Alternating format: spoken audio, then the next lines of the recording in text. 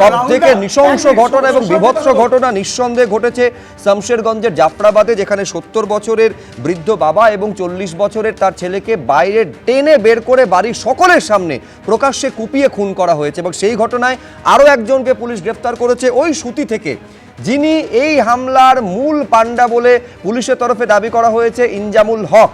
সেইখানে সেই জাফরাবাদে আজকে এসআইটি যায়, ফরেনসিক বিশেষজ্ঞরা যায়, তারা সেখানে গিয়ে কি নমুনা সংগ্রহ করলেন তার কারণ পুলিশের তরফে বলা হয়েছে যে যাবতীয় তথ্য প্রমাণ মিটিয়ে দেওয়ার চেষ্টা পর্যন্ত হয়েছিল।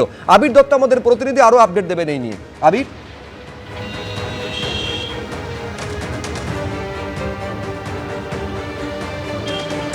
দেখো, যেমনটা তুমি জানাচ্ছিলে যে এই যে বাবা ছেলেকে হত্যার ঘটনা জাফরাবাদে, সেই ঘটনার পরিপ্রেক্ষিতে ইনজামাম হক তাকে গ্রেপ্তার করা হয়েছে। এই ইনজামাম হক ওই এলাকারই পাশের গ্রামে থাকে এমনটাই জানা যাচ্ছে। সুতি অঞ্চল থেকে তাকে গ্রেপ্তার করা হয়েছে। ঘটনার পর থেকে সে পলাতক ছিল। এবং তোমায় জানিয়ে রাখি যে এই ঘটনায় এর আগেও যাদেরকে গ্রেপ্তার করা হয়েছে তাদেরকে জিজ্ঞাসাবাদ করেই তার বিষয়ে বিস্তারিত জানা যায়।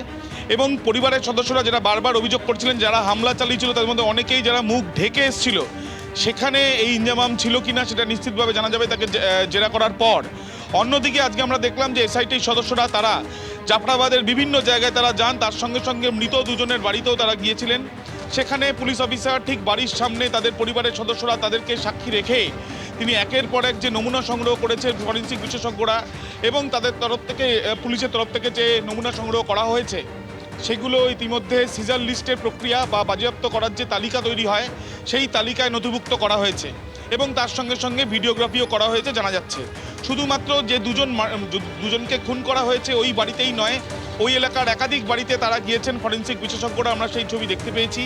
এবং সেখানে তারা যখন যান, যাদের বাড়ি আক্রান্ত হয়েছে বা যাদের বাড়িতে ভাঙচুর চালানো হয়েছে বা অগ্নিসংযোগ করা হয়েছে তাদের মধ্যে অনেকেই কান্নায় ভেঙে পড়েন এবং তারা তাদের যে কী অবস্থা এবং কোথা থেকে কোন দিক থেকে এসে হামলা চালানো হয়েছিল তাদের বাড়িতে, যারা হামলা চালিয়েছিল তারা কোন দিক থেকে বেরিয়ে গিয়েছিল এবং বেশ কিছু বস্তু যেগুলো ব্যবহার করা হয়েছিল ভাঙচুরের জন্য, বেশ কিছু বস্তু যেগুলো আক্রমণ করার জন্য ধারালো অস্ত্র থাকতে পারে তার মধ্যে, সেই বিষয়গুলো দেখানো হয়েছিল। যেমন মৃতের বাড়িতে, তার সঙ্গে সঙ্গে অন্যান্য বাড়িতে যেখানে ভাঙচুর করা হয়েছে সেই বাড়ির যারা সদস্যরা তারাও কিন্তু সেখানে দেখাচ্ছেন যে কি দিয়ে আক্রমণ করা হয়েছে।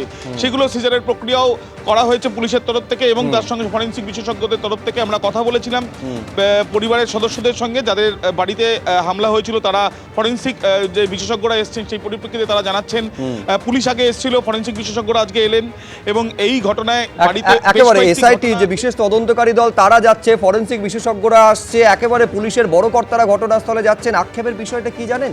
যে তৎপরতা এখন পুলিশের তরফে দেখা যাচ্ছে, সিকিভাগ যদি সেদিন দেখা যেত 4 ঘন্টা বাইরে দেহটা পড়েছিল, পুলিশকে বারবার তারা ফোন করেছেন, একজন পুলিশ কর্মী সেদিন এদেরকে বাঁচাতে পর্যন্ত আসেনি।